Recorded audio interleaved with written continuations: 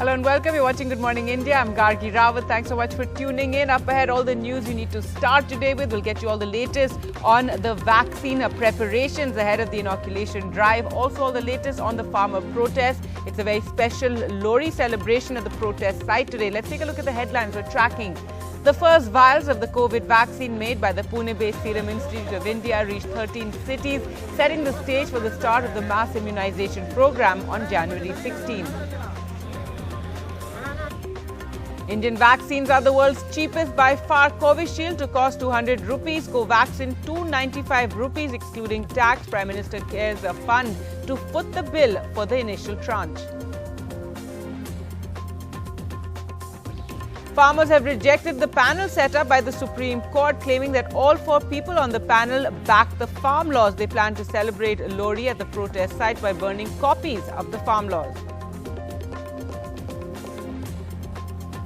Karnataka Chief Minister B.S. Yediyurappa said the much-awaited expansion of his cabinet is likely to take place today and the list of new ministers to be inducted will be released.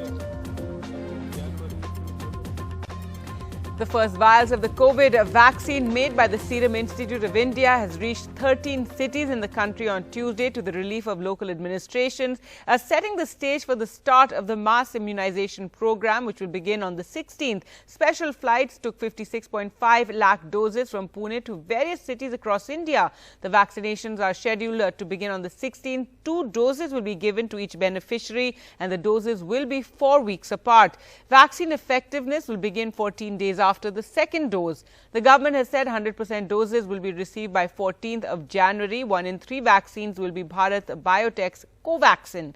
The first in line to get the vaccines will be 1 crore healthcare workers.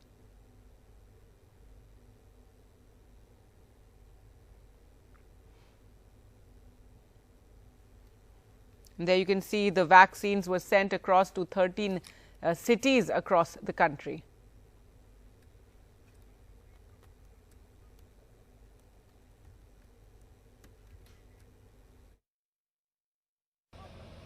Truckloads of hope, over 56 lakh doses of the COVID vaccine are shipped to every corner of India. Thousands of such tiny vials got special treatment, security convoys, a green corridor in Delhi and a traditional good luck welcome by Gujarat's Deputy Chief Minister. 3 trucks are ready to leave Serum Institute of India's premises and in fact the security is performing puja at this point. हमारी production capacity 70-80 million dose हर महीने की है. Beginning the 16th of January, a massive vaccination drive for the country starts. 9 special flights took off from Pune but with no passengers. The first flight went to Delhi carrying 2.54 lakh doses.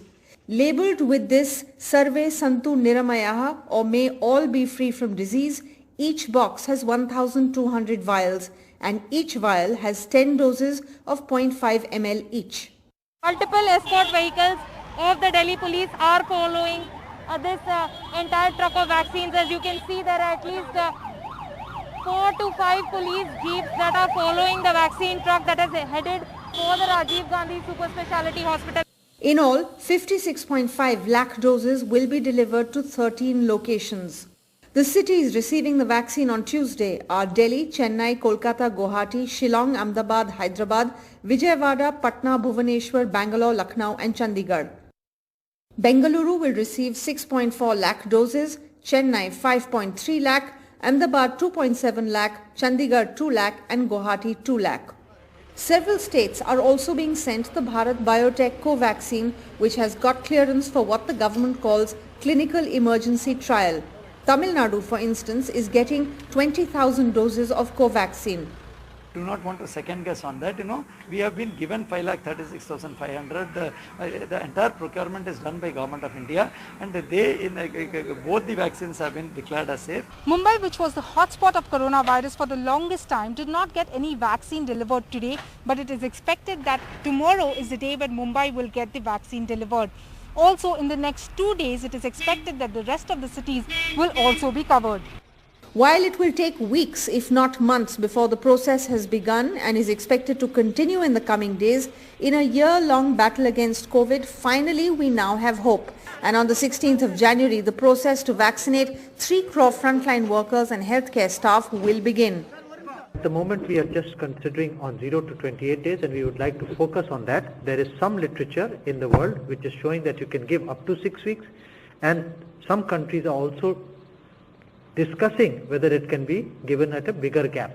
But at the moment we would like to stick to 4 weeks. The vaccine will begin to be effective 2 weeks after the second jab, or in other words, 6 weeks after the first jab. As experts have repeatedly underscored, masks, hand washing and social distancing must, absolutely must continue. An NDTV Bureau report.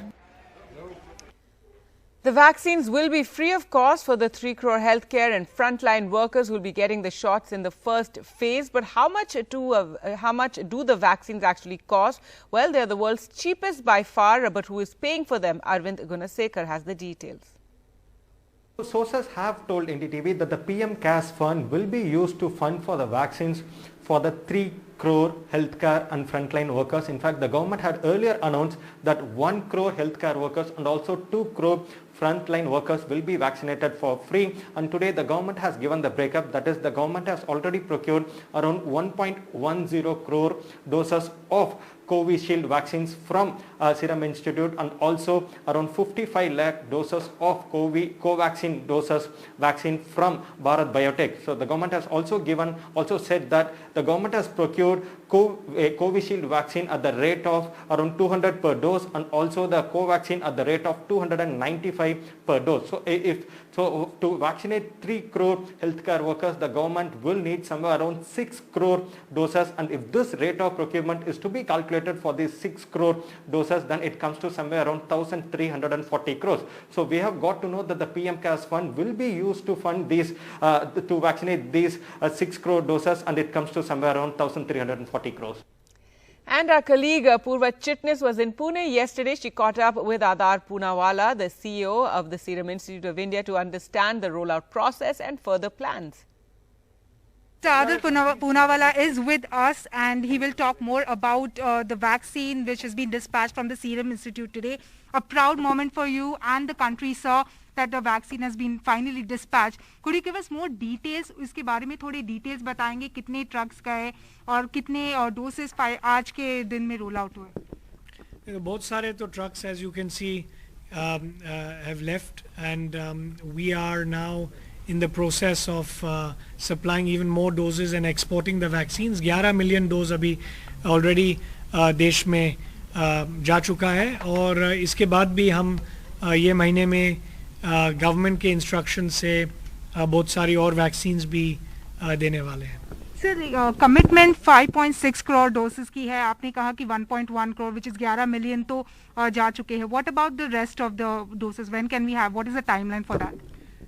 In January February we hope के ये बाकी के doses भी हम supply करेंगे. जैसे government planning उनकी जो होगी सब पूरी देश में देने, क्योंकि हमारा क्या ऑब्जेक्टिव है कि जो हेल्थ केयर वर्कर्स, एल्डरली लोग जिसके मेडिकल कंडीशंस है, उनको पहले सुरक्षित और उनको प्रोटेक्ट करना है, और उसके बाद प्राइवेट मार्केट में हम बेचना शुरू करेंगे 1-2 महीने बाद जब परमिशन आएंगी और बाकी के लोगों को भी वैक्सीन मिल सकती है. तो उसके प्राइसिंग को लेके फाइनली क्या decided? Is it bit expensive? Because pricing negotiation also took a long time. नहीं, उसमें कुछ प्राइसिंग नेगोशिएशन नहीं था. हमने बहुत ही स्पेशल प्राइस ऑफर की गवर्नमेंट ऑफ इंडिया को. हमारे कॉस्ट के थोड़े नीचे भी थी, क्योंकि हमें गवर्नमेंट ऑफ इंडिया और आम आदमी को सपोर्ट करना था. पहले 10 करोड़ डोजेस के लिए 100 मिलियन डोजेस. उसके बाद हम हमारी प्राइस इंक्रीज करेंगे, जिसमें हमारी कंपनी को भी फ़ायदा हो सकता है उसके बाद. और फिर भी हम बहुत रीजनेबल प्राइस रखते हैं. जैसे हमारे सब प्रोडक्ट्स बहुत रीजनेबल है. ये 1000 रुपये में प्राइवेट मार्केट में जाएगा. जो जिसको खरीदना है वो ये मार्केट में भी ले सकते हैं. And final question sir, what is the production capacity in the coming months? हम क्या एक्सपेक्ट कर सकते हैं प्रोडक्शन कैपेसिटी के बारे में? हमारी प्रोडक्शन कैपेसिटी 70-80 मिलियन डोज हर महीने की है, और वो अभी चालू है. ऑलरेडी उतने डोजेस तो रेडी है जनवरी के लिए, और ऐसे हर महीने हम बनाते रहेंगे. Thank you so much, sir. So that was Adar Punawala, who was saying that in the next few months they have the capacity to roll out 70 to 80 million doses every month. In Pune, with camera person Praveen Rohit, this is Purva Chitnis for NDTV. Meanwhile, with the COVID vaccination beginning from the 16th, a polio drive has now been deferred in Karnataka. NDTV Shunakshi Chakravarti spoke with the state health minister. Joining us right now is the Karnataka Health Minister, Dr. K. Sudhakar. Karnataka has confirmed, amongst many other states, from the issue that was notified on Saturday, that the polio drive will be postponed. That was due to start on the 17th of January. Can you confirm to us that Karnataka has postponed, and why is it that the centre has postponed this? We didn't want to mix it up with this vaccine. So there should not be any scope for confusion. There should not be scope for any mishaps to happen. So after this process, I think we are going to do the polio. So we have enough vaccine for the polio to, when it finally commences, when it will take place, we have enough vaccines for that. We already have. They have delivered. Government of India has delivered 85 lakh doses in Karnataka. All right. And Hyderabad received its first consignments of the COVID vaccine yesterday from the Serum Institute and Bharat Biotech. Uma Sudhir spoke exclusively with the Hyderabad Airport CEO Pradeep Panikkar, who explains how the airport has stepped up to deal with the big volumes in record time and why Hyderabad likely to be a major port of export for COVID vaccines. The first arrival of the vaccines from Pune has already happened. Many congratulations, first of all, your airport has received. I have with me the CEO of the airport, in fact, Mr. Pradeep Panikkar. What is the kind of special arrangements you have done? I do understand that Hyderabad has always had experience in handling vaccine and shipments. Yes, you're right. We have actually been handling vaccines and shipments for a long time. And in fact, Hyderabad has a significant amount of pharma production. It's one of the largest pharma producing hubs in the world, perhaps. With vaccines also, in fact, 1/3 of the vaccine capacity of the world is in Hyderabad. So we have always been handling vaccines. So it's not something which is very out of the way for us. But having said that, in this particular consignment, we had to basically work in such a manner that we gave the delivery within. In fact, once the aircraft was docked on, from there to the delivery, we just took about 10 to 15 minutes. So that's quite a good time, and we have been able to do it. We have delivered it to the state governments. In fact, 2 consignments came, one for Vijayawada and one for Hyderabad. Both the consignments have been received and dealt with in just 10 to 15 minutes. We continue to do that going forward for vaccine which is received from, say, outside. And at the same time also for vaccines which come from here. We expect that, almost since we have 1/3 of the vaccine production in the world, we expect that a large chunk of vaccine will be produced here and exported. We are ready for that, and we will be able to handle most of the exports from here. And we have facilities, we have expanded the facilities to handle more cargo. 2 to 8 degrees we have expanded. We have actually brought in more containers controlled for this thing. And the build-up facility where the cargo is built up is also temperature controlled. So there will be no excursion of temperature. That's something we have to ensure. Immediate vicinity of during the period, we expect that mostly it's going to be domestic cargo which is going to go out. And this is the kind of volume we are expecting initially, around 800 to 900 kilos a day roughly. And subsequently, as we further go up, we believe that when your export picks up in a big way, 100 million doses is what's expected in a month out, which works out about 1,000 tons. So we should be in a very, very good position to handle that. We don't see a problem with that. Are you also preparing for the future for any other vaccines like Moderna? The Moderna vaccine and all, we are in a position to handle because these they are, though they say it's -40, the temperature can be maintained even at 2 to 8. We can store it because they have come with active solutions. So it's not a problem.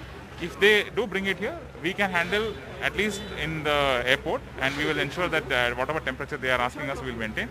But finally, when they have to be stored in some other location, then that would have to hands where they actually open it up and all. Those are the areas. So that will not happen at the airport. So for the airport, we are ready. Thank you so much. So Hyderabad Airport certainly prepared for handling much bigger consignments with the experience that they have had in earlier times as well. In Hyderabad, with camera person Nagaraju, Uma Sudhir, NDTV. Well, let's shift focus now, and from the vaccine news now to the farmer protests, and the 3 new laws at the heart of the massive farmer protest near Delhi will not come into force for now. That's what the Supreme Court said on Tuesday. It hit pause on the laws enacted in September in a huge blow to the government. The top court also said a committee of agricultural experts would take over the negotiations with farmers and to end the crisis, and called it a victory of fair play. But the farmers have while they've welcomed the stay, they've rejected the committee, saying that all 4 members have supported the farm laws. And today on Lohri, protesting farmers plan to burn copies of the farm laws.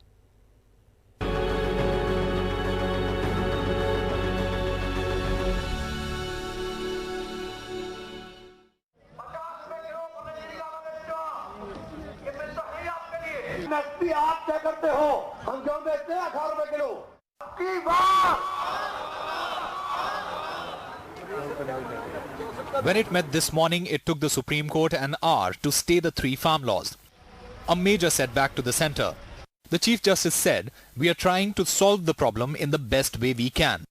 In the order, the court said, "We may not stifle the protest, but think the stay can be perceived as an achievement of the purpose of protest, and will encourage farmers to get back to their livelihood, to protect their own lives and to protect the lives and properties of others."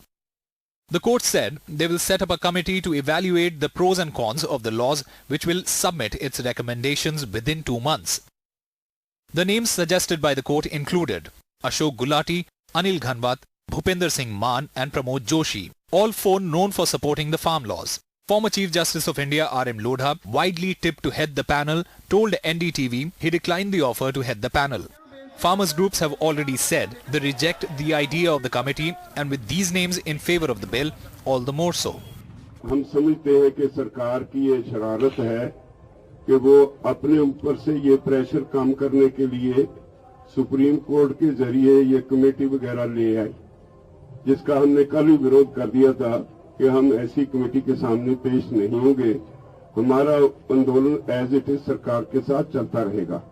Also angering the farmers was the remarks made by the country's top lawyer, who said Khalistani elements have infiltrated the farmers' protest. Chief Justice asked the centre to file an affidavit to confirm or deny the allegations. Attorney General said affidavit will be filed by tomorrow along with intelligence inputs. The top court also sought response from the farmer unions on centre's plea to stop the tractor rally during Republic Day celebrations.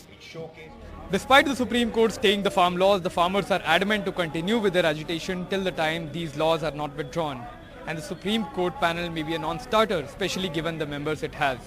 With correspondent A. Vaidyanathan and camera person Shashikant Jha, I'm Akshay Dongre for NDTV.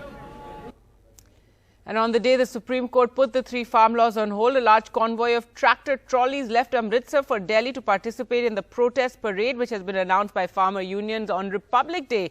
The convoy left for Delhi on Tuesday under the banner of the Kisan Mazdoor Sangharsh Committee. A village in Sangrur, meanwhile, announced that it will impose a fine on farmers who will not agree to sending their tractors for the parade. Despite the Supreme Court's move, and announcements continued from the village gurudwaras to reach Delhi in maximum numbers with the tractor trolleys. सारे कोई एक-एक किसान जाऊ करों, एक-एक tractor जाऊगा ते असीं दिल्ली पहुंचांगे। अगर जेकर कोई दो चीज़ां नूं नहीं मानदा तां उन्हां नूं किसान यूनियन दी जिहड़ी इकाई है ते पतवंते सज्जण ने नगर दे, जे ਉਹ भी उन्हां तो धन प्राप्त कर लैणगे, 2100 रुपया उन्हां नूं जुर्माना लाया जाऊगा। Welcome back. Bengal's greatest icons are getting enmeshed in political tug-of-war between the BJP and Trinamool in the race to the state assembly after Birsa Munda and Tagore, the latest icon to fall prey, Swami Vivekanand, on his 159th birth anniversary on Tuesday. What is different in the latest Trinamool BJP face-off is the unlikely antagonist, Mamata Banerjee's nephew versus the Prime Minister himself.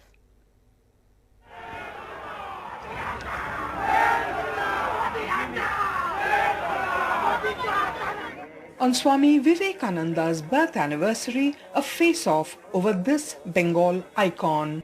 In his tribute, the Prime Minister spoke of dynasty politics damaging democracy.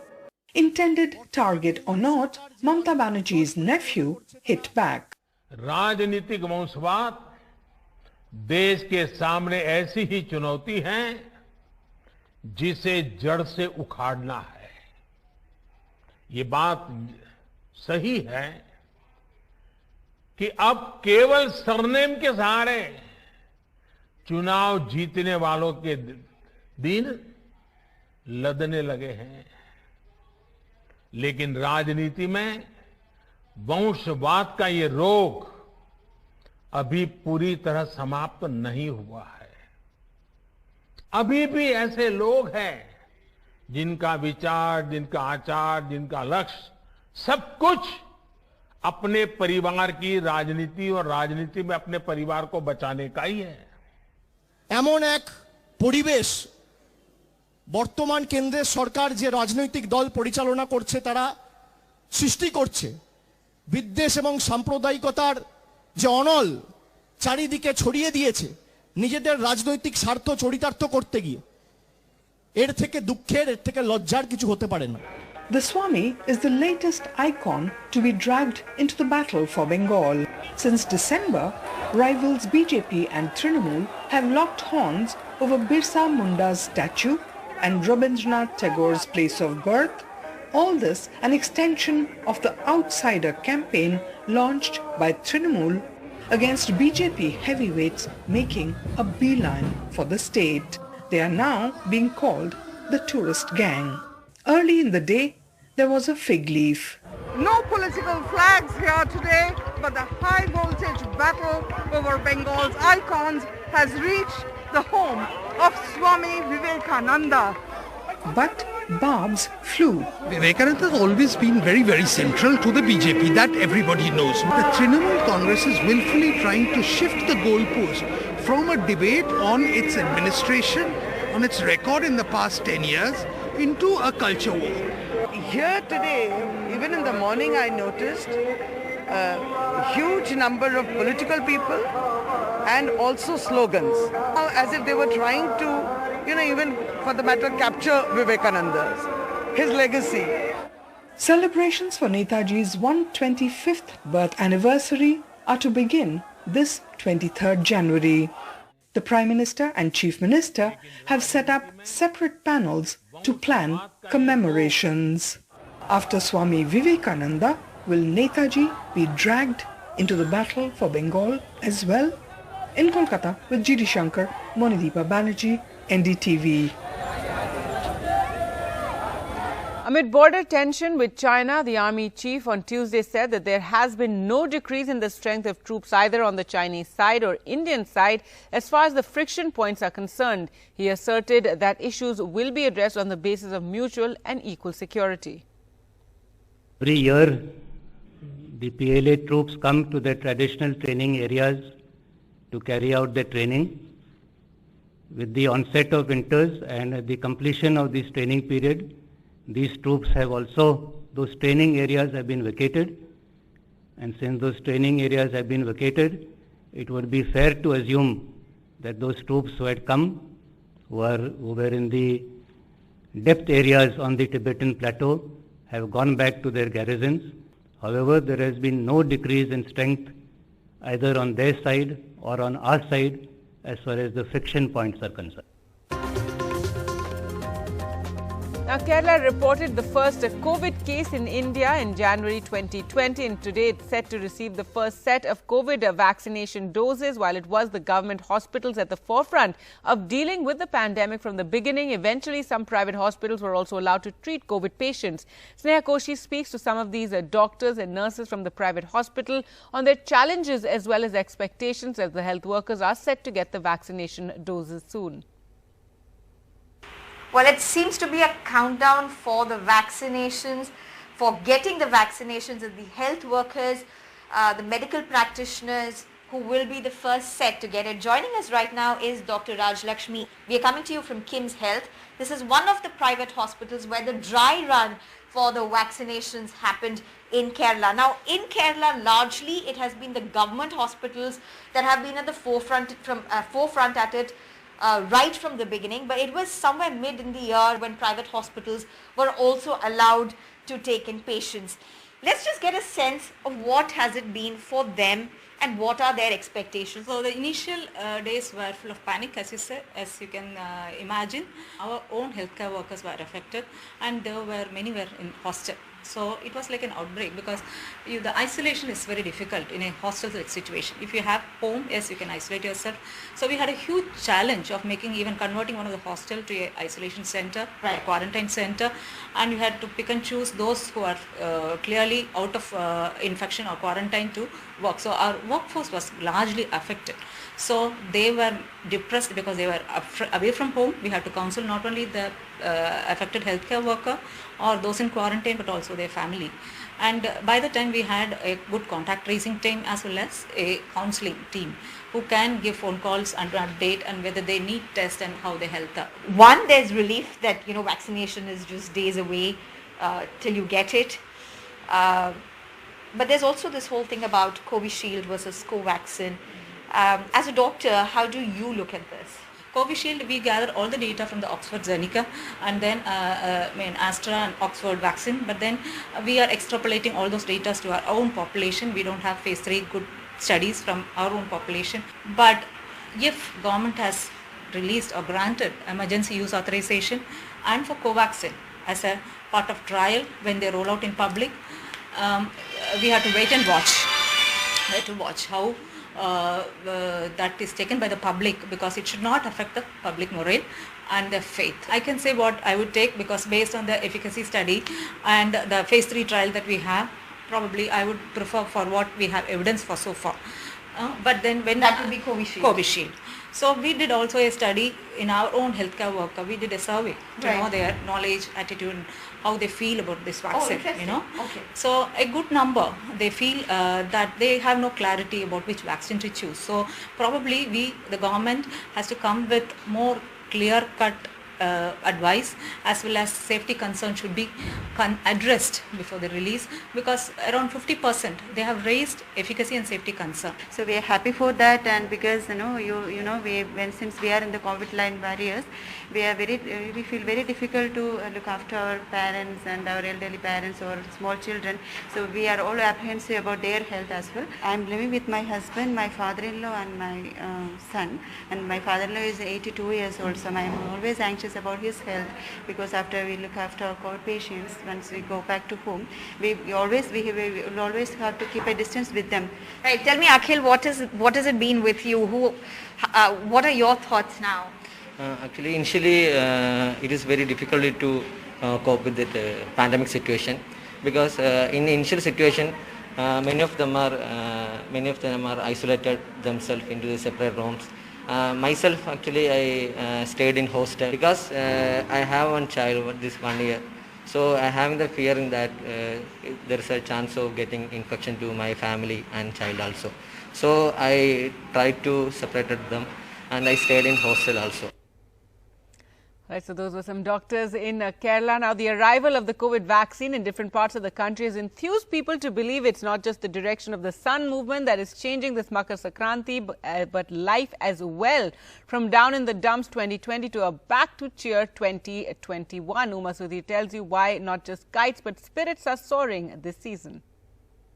Bright and beautiful, colorful kites, that's what people want to begin 2021 with in this Makar Sankranti festival. 2020 has not been too good, but 2021, the enthusiasm for the kites is huge. Everyone here, in fact, trying to buy kites, all of them quite enthusiastic about the festival itself, I must say. But the business per se is something that has in fact gone down more than 50%. But tell me your name, you're a kite enthusiast. Hi, Madhuri. Yes, enthusiasm for kites? Yes, I'm enthusiastic to it. It's great to start with the new year like this. 2020 was not too good for anyone, in fact. Yes, it is not good. It's a hard time for everyone actually. And now that the vaccine is coming, so we all have to go ahead with a normal life. And happy Sankranti to everyone. And a happy celebration as well. Aap patang udati hain.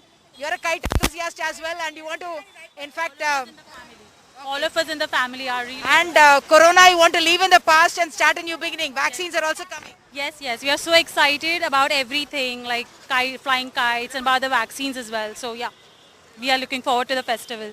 Yeah, so reason for celebration that the vaccine is coming actually? Everything. I think family is the biggest reason right now because we are all together. Nobody is far away. Everybody's home. So it's the biggest reason for celebrating the festival, knowing that the vaccine is also coming. So yeah, it's a big festival. Yeah. Okay. So that is the enthusiasm and that's the spirit of people that they want to start 2021 with this festival that talks about soaring dreams, soaring kites and soaring dreams. So there are favorite characters as ever, whether it's a Spider-Man or it's the Chota Beam and the other rangolis that are usually there. And these are of course the very different kinds of kites that are also flown. Of course, Chinese manja not allowed as every year. They don't want to harm the birds and the people, and therefore Chinese manjas not allowed. News from Karnataka now, and Chief Minister B.S. Yediyurappa has said the much-awaited expansion of his cabinet is likely to take place today, and a list of new ministers to be inducted will be released. Though he has indicated that 7 new faces will be inducted, the Chief Minister has maintained suspense over any of the incumbent ministers being dropped from the cabinet. So 1.5 years after the formation of the BJP government in the state, Karnataka is expected to get a full cabinet at full strength this week. On Sunday, the Chief Minister had held discussions with Nadda and Union Home Minister Amit Shah in New Delhi about the cabinet exercise, following which he indicated that 7 members would be inducted. There's speculation within BJP circles and also section of the media that a couple of ministers are likely to be dropped.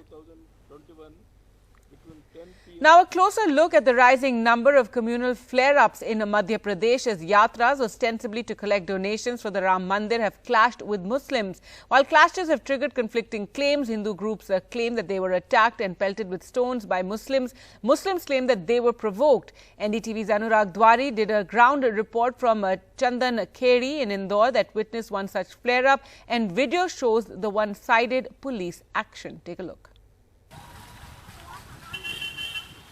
Chandan Kheri village, tense but calm after violence erupted over 10 days ago.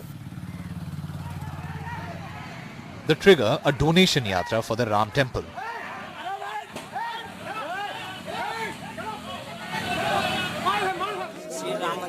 We spoke to one of the young men who took part in the Ram rally. He says they were first attacked by the local Muslims in the village. चंदा एकत्रित के लिए एक गांव से दूसरे गांव जाने के समय उनने पीछे से पथराव चालू कर दिया। सुनाला से थे, धर्माट से थे, ऐसे पीछे से लाठीचार्ज कर दिया हमारे भाई के ऊपर। A version of events borne out by this video. Muslim youth can be seen beating a biker with lathis. This despite the presence of police. Muslim elders can be seen trying to control the youth.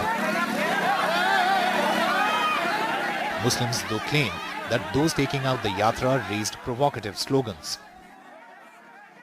Saddam जी, आपके हाथ में भी टाके आए? हाथ में तलवार लगी हुई है। तलवार लगी थी। जो लोग थे उनको पहचान पाएंगे कि आप लोग जो लोग आए थे यहाँ पर गांव के थे या कहीं बाहर से आए? ये कनवासा गांव के थे पास के, और दूसरे बाहर के भी आए हुए थे। तो उन पर कुछ पथराव हुआ था क्या उधर? जैसे उसका क्या, हमारा घर गांव से बाहर है, हमारे को उधर का मालूम नहीं रहता क्या हुआ था क्या नहीं हुआ। यहीं पे उन्होंने टारगेट किया इस घर को ही। On the same day, a video showed Hindus atop the minaret of a local mosque. Despite this, the government response came under criticism for being one-sided. 27 arrests have been made, all Muslims. 2 FIRs have been filed against unnamed Hindus for climbing the minaret, but no arrests have been made. The local authorities have also demolished 17 homes of Muslims, claiming they are illegal. Now a new cell phone video shows more evidence of the Hindu backlash against Muslims, for which the police has yet to take action. In the video, a large crowd of Hindus advances across a field towards the Muslim part of Chandan Kheri village. Locals say these are men from other villages as well. The camera pans to show a house of a Muslim family under attack. Smoke rises from a fire just outside the house. A young man beaten with lathis. A man from the Muslim family's house rushes out with what appears to be crude weapons in his hand. The mob retreats. Then gunshots are heard. One of the Muslim youth appears to fall back. The police not visible except at the end as the camera pans to show a large gathering of police personnel. We visited the Muslim family's house seen in this video. It stands at the far end of the village. This house in Chandankhedi was allegedly torched by the mobsters, house of Kadir Patel ji. This house was looted. A toddler was attacked allegedly, and the eyes of goats were gouged out by the mob who were part of a rally to fetch funds for the construction of Ram Temple in Ayodhya. Kadir Patel, the patriarch, says 5 of his sons were injured. One of them, he claims, received bullet wounds in his leg. आपको sir पे चोट आई है? Sir पर। आपका नाम? अधिक। कितने टाके आए आपको? 8-10 टाके माथे में, 8-10 पैर में और ये हाथ में भी चोट है। हाथ में भी चोट है। Despite this new video, the police did not respond to why their actions are heavily against only one side. तो मैं इसको क्या है, पूरे घटनाक्रम को एक समग्रता के रूप में देखना होगा हमको। जब रैली आती है तो लगभग सारी रैली निकल जाती है। अगर आप देखेंगे तो लास्ट में 3 मोटरसाइकिल हैं, जहां पर फिर गांव की तरफ से पथराव शुरू हो जाता है। गोली भी चली आखिर। ये गोली कहां से चली? ये जो वीडियो है ये अभी थोड़ा सा अपूर्ण दिखता है। नाले के उस पार एक छत से, यहाँ बहुत सारे लोग थे जिनके पास में लाठी डंडे थे, वहां से 2 फायर हुए। जो पुलिस की मौजूदगी में 2 फायर हुए। तो हमारे द्वारा जिस घर से फायर हुए थे वहां 2 टीयर गैस सेल फेंके गए।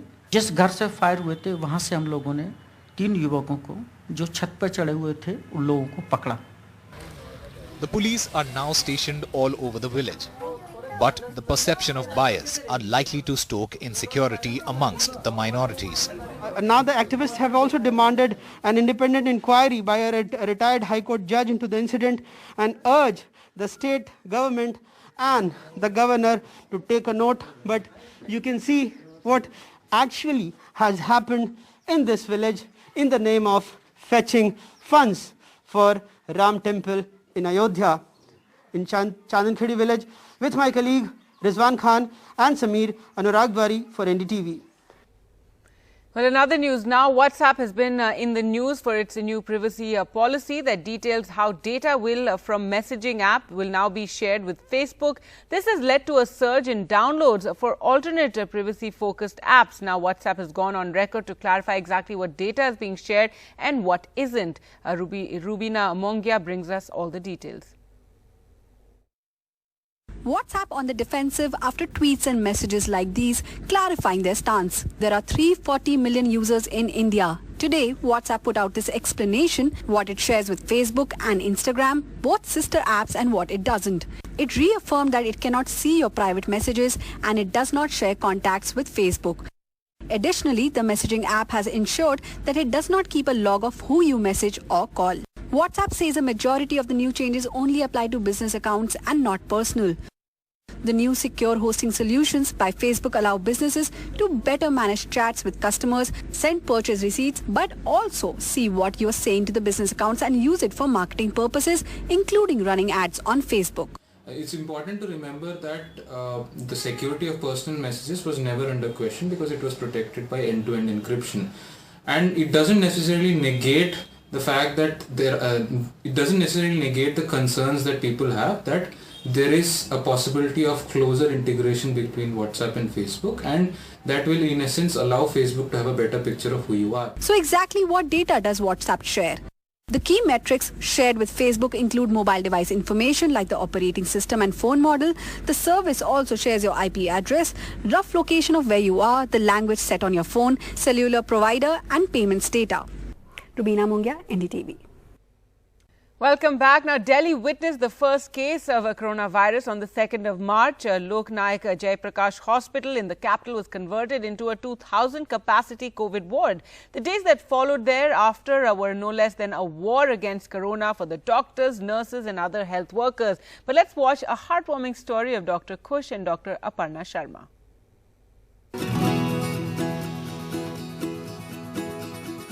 Dr. Kush Sharma is a senior resident doctor in Lok Nayak Jayaprakash Hospital's Anesthesia and Critical Care Department. He has been taking care of critical COVID patients in the ICU since the last 10 months. Dr. Kush is a dedicated and compassionate doctor who has worked selflessly to save lives during this pandemic. But the last year wasn't just about work and the pandemic for him. On the 25th of November, he married his girlfriend, Dr. Aparna, who cleared her third year PG. Last year हमने date wait सब कुछ everything was decided. जो जगह थी we had already booked. So we thought after that we'll have a lot of time. But then March आया और COVID happened. तो एक बार COVID शुरू हो गया, फिर हमें लगा कि अभी postpone नहीं करते, चला जाएगा. यही तो शुरू में तो यही था कि अभी अगस्त तक खत्म हो जाएगा, फिर अगस्त में अक्टूबर तक खत्म हो जाएगा. Dr. Kush had thought that after their wedding, the two of them will live together.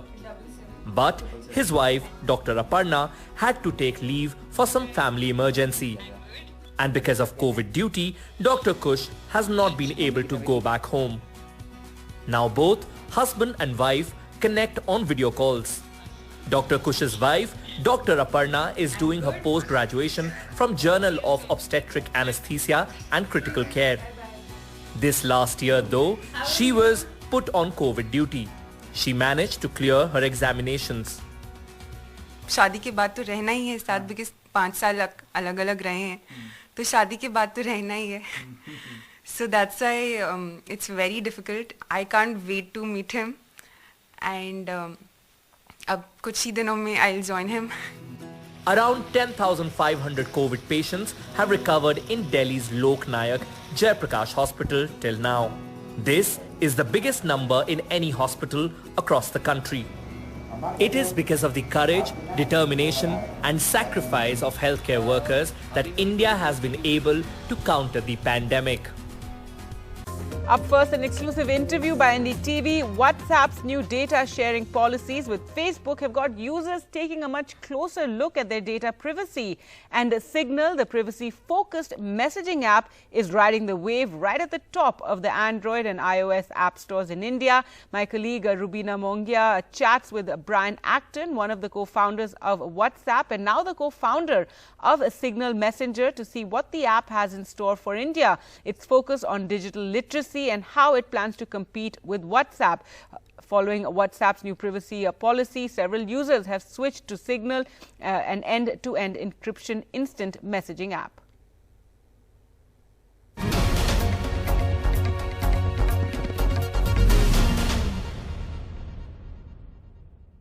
Brian, thank you for joining us. Congratulations. Signal has been topping the App Store charts globally. Now, how is Signal scaling up to match the growth, and at what speed? We're basically all hands on deck. We've been losing a fair amount of sleep, but we've been scaling up our servers to make sure that we have enough capacity for all the users that want to use our app. And so far we've been able to manage the load.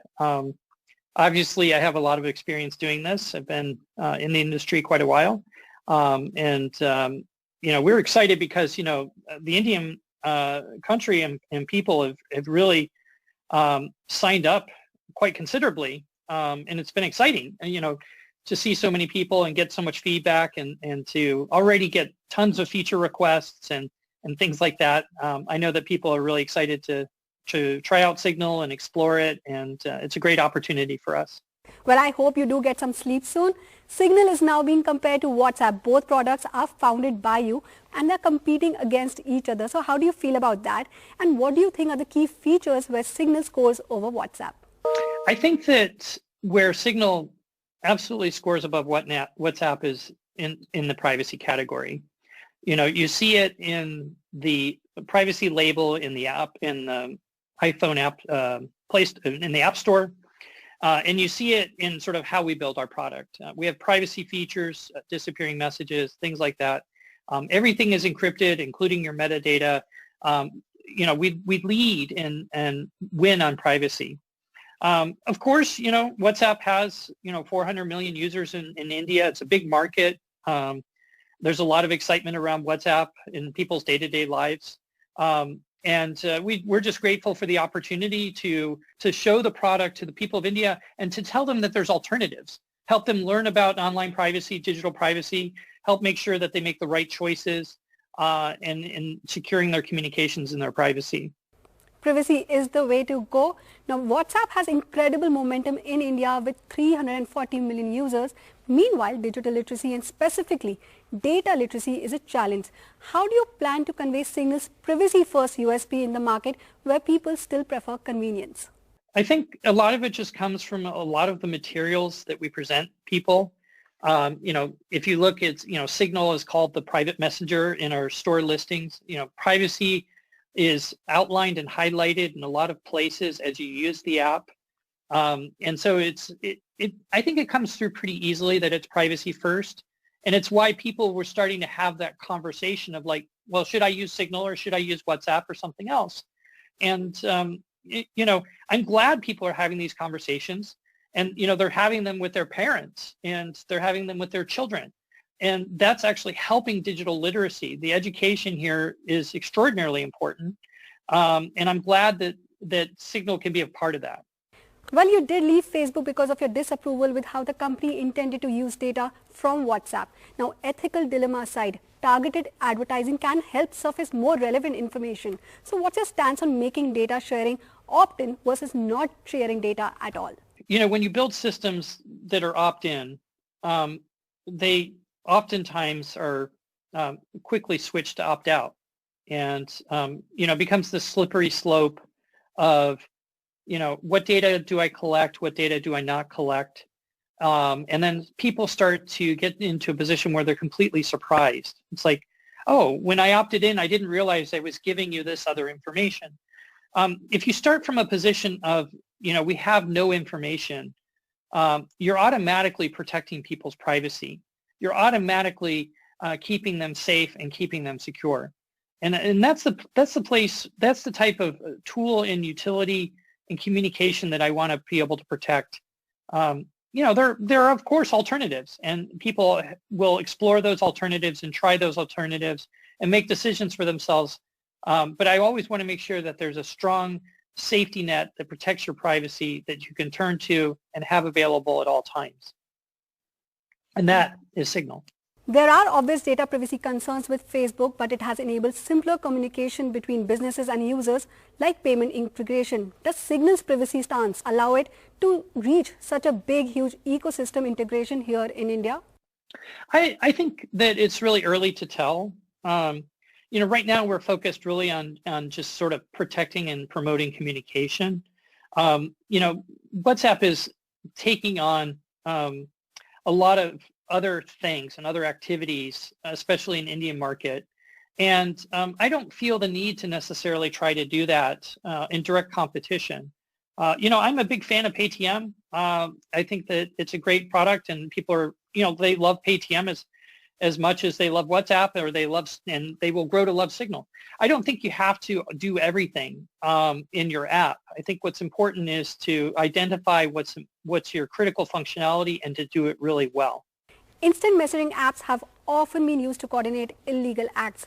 Your co-founder Moxie Mullin-Spike has gone on the record to say that law enforcement should be hard. Now with Signal's world-class encryption, this becomes harder still. What is Signal's stance on cooperating with law enforcement, governments of countries, and to what extent? What's important is the law. And, the law is there not only, to protect, the law is there to protect its citizens.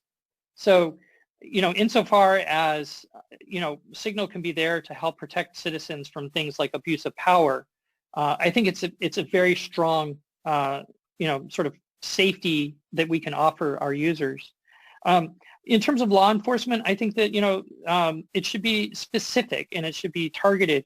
Law enforcement should be encouraged to be sort of very specific about what they're going after, and you have the tools and capabilities to do that.